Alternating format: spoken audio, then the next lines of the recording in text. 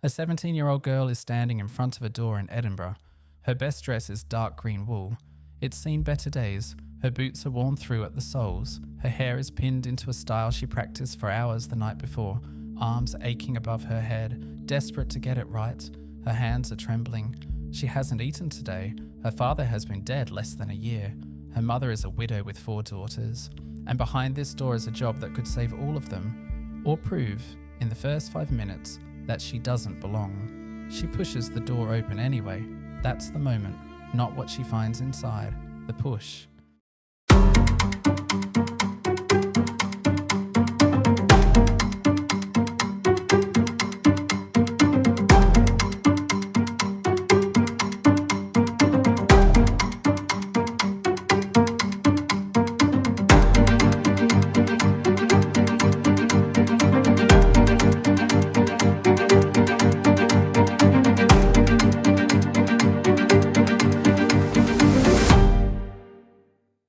Welcome to the Clivilius Storiverse podcast. I'm Nathan, and this is where I pull back the curtain on individual moments within the Storiverse, the people, the decisions, the collisions between ordinary lives and extraordinary circumstances. Each episode, I take one moment and I unpack what's really going on beneath the surface, the psychology, the relationships, the things people do when the rules they've lived by suddenly stop applying. Today, a door, a first day, and the moment your hands stop trembling, not because you've stopped being frightened, but because you found something to do with them. The weight of first days. I want to talk about what it feels like to walk into a place where you don't belong. Not metaphorically, physically. The actual bodily experience of crossing a threshold into somewhere that operates by rules you haven't learned yet, where everyone can see that you're new, where your clothes are wrong and your voice sounds small, and the room itself seems to be quietly assessing whether you deserve to be in it. Everyone has had this day. The first day at a school where you don't know anyone. The first morning in an office where the coffee machine has buttons you don't understand, and the people around you are performing a fluency you can't fake. The first time you walk into a room full of people who are better dressed, better connected, more confident, more everything. And you have to pretend that the gap between you and them isn't visible from across the room. Elspeth Stewart has this day in April 1755. She's 17. Her father, Angus, was a blacksmith who died in an accident at the smithy less than a year ago. His death didn't just take him, it revealed debts nobody knew about, and the family that was merely modest before is now quietly desperate. Elspeth's mother, Morag, has been fading since the funeral. Her 3 younger sisters, Effie at 13, Katrina at 11, Violet at 9, are growing up too fast in the shadow of a loss they're each processing at different speeds. Elspeth has been carrying things her mother doesn't know about, going to bed hungry so her sisters can eat, calculating costs in her head before anyone at the table notices, holding the family's financial reality in a compartment she doesn't share, because sharing it would mean admitting that the person responsible for holding them together doesn't know how to hold them together. And now she's walking through Edinburgh in worn boots on rain-slicked cobblestones, heading for an apprenticeship at the most prestigious fashion house in the city, a place where silk from Cathay hangs on polished racks and women who've never missed a meal make garments for other women who've never missed a meal, a place that could change everything if she can get through the door without falling apart, the room that sees you. The thing about entering a place where you don't belong is that the place knows before you do. Elspeth describes the emporium as overwhelming. Silks, lace, the smell of lavender and beeswax, and something foreign she can't name. But the detail that matters isn't the grandeur, it's the eyes. The mannequins in the window seem to follow her. The employees she passes on the way through, a man arranging cravats, an older woman measuring fabric as though counting every thread. All of them notice Moira walking with a stranger, and all of them look away just slightly too fast. This is something that rarely gets discussed about first days, the surveillance. Not hostile surveillance, just the ambient awareness of a group that has its rhythms, its hierarchies, its unspoken rules, suddenly registering the presence of someone who doesn't yet know any of them. You feel it on your skin. The room is reading you before you've had a chance to introduce yourself, and it's reading everything. Your posture, your shoes, the way you hold your hands, the speed at which you walk, whether you look people in the eye or look at the floor. Elspeth looks people in the eye. She lifted her chin on the walk here when she saw the sidelong glances at her threadbare cloak, and she hasn't lowered it, not because she's confident, because her dead father taught her that a Stuart faces what lies ahead with shoulders square. The confidence is performed, the trembling is real, but the performance matters because the performance is what the room sees, and what the room sees is what gets filed as first impression. There's a courage in performing composure you don't feel. It's not dishonesty.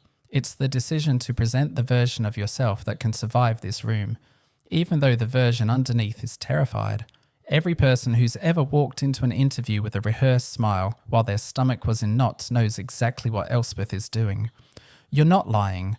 You're building a bridge between who you are and who the room needs you to be, and you're crossing it in real time, one step at a time, hoping it holds. The woman with storm grey eyes. Moira Mackenzie appears from behind a counter and says 4 words, "Miss Stewart, I presume?" And in that moment, Elspeth encounters something she has no framework for. Not unkindness, Moira isn't unkind. Not warmth, Moira isn't warm. Something else.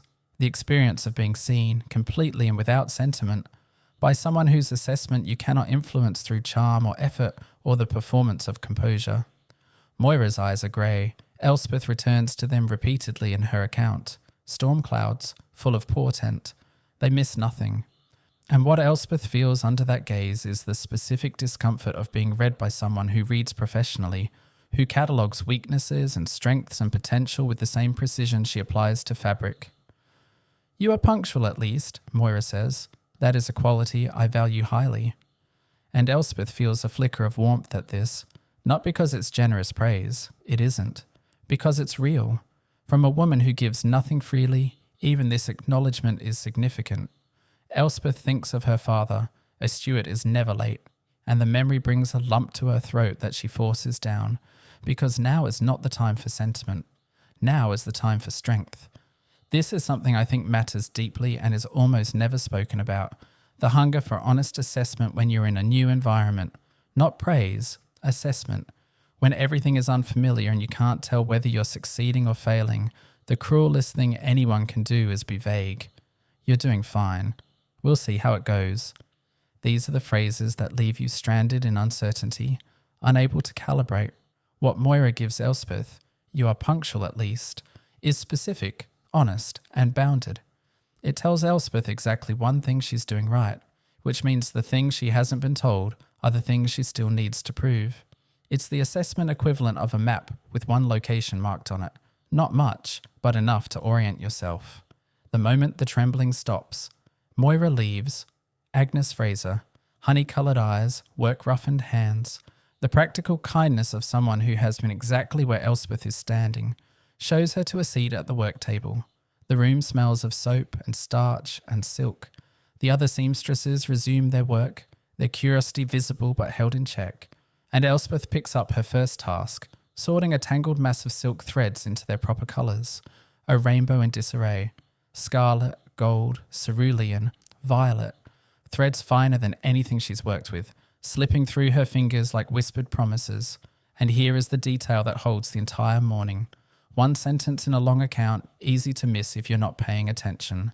Her hands have stopped trembling, not because she feels confident, not because the fear has gone, not because Moira's assessment has reassured her, or Agnes's kindness has settled her, or the room has declared her welcome. The trembling stops because her hands are busy, because the task, sorting thread by colour, separating strand from strand, is something she understands. Not the emporium, not the politics, not the storm grey eyes or the velvet curtain, or the secrets she can already sense lurking behind the silk. Just this, the physical act of doing something she knows how to do, in a room full of people doing the same thing, with light coming through a high window and dust motes turning slowly in the air. This is the truth about first days that nobody tells you in advance. The trembling doesn't stop when you feel ready. It stops when you start working. When your hands find a task and your body remembers what competence feels like, and the muscles that were locked with anxiety release because they're being used for something other than holding themselves still. It's why people who are terrified on the first morning are often fine by lunch. Not because the terror has resolved. It hasn't. Because the work has arrived. Because the thing they were hired to do turns out to be something they can do, and doing it creates a rhythm that the fear can't quite interrupt. The hands know what they're doing even when the mind is still panicking. And eventually, the mind catches up. Elspeth sits at a scarred table in a workroom behind a velvet curtain in Edinburgh's most prestigious fashion house, sorting silk threads she can't afford to drop, surrounded by women whose names she'll forget by the end of the day, working for a woman whose eyes see everything, and the trembling has stopped, not because she belongs here, because she's begun. The bell. Somewhere in the shop, a bell chimes as a customer enters. The sound reaches the workroom from what seems like another world entirely. The world Elspeth left behind when she pushed open that door this morning. The world of rain-slicked cobblestones and threadbare cloaks and sidelong glances. The world where a dead father's debts are piling up and a mother is fading and 3 sisters are waiting at home for news of how the first day went. That world is still there. It hasn't gone anywhere. The bills are still unpaid. The shoes are still worn through. Violet is still asking questions nobody can answer. Nothing about Elspeth's circumstances has changed because she sat down at a table and sorted silk. But something about Elspeth has changed. She has discovered that she can walk into a room that doesn't belong to her and survive it, that she can be assessed by storm-grey eyes and not crumble, that she can sit among women who have been doing this work for years and pick up a thread and hold it steady, that the trembling stops. That's not a small thing. For a 17-year-old carrying her family on her shoulders, standing in the gap between ruin and survival, with nothing but a pair of worn boots and a dead man's pride to get her through. The discovery that the trembling stops is everything. It means she can come back tomorrow. It means the door she pushed open this morning is a door she can push open again. It means the threshold has been crossed, and whatever comes next, whatever secrets this place holds, whatever Moira Mackenzie's eyes see that others don't, she has begun. She bends her head over the silk and continues sorting, one colour at a time. And finally, next time on the Clivilius Storiverse podcast, we step into a different life, a different moment, a different corner of this world. That's how this works. Every episode is a window into a single moment and the ripples it sends through the lives around it. I'm Nathan. Thanks for listening. And if you've ever walked into a room where you didn't belong and found that the trembling stopped the moment your hands had something to do, that's not confidence. That's the beginning of it. And the beginning is always enough.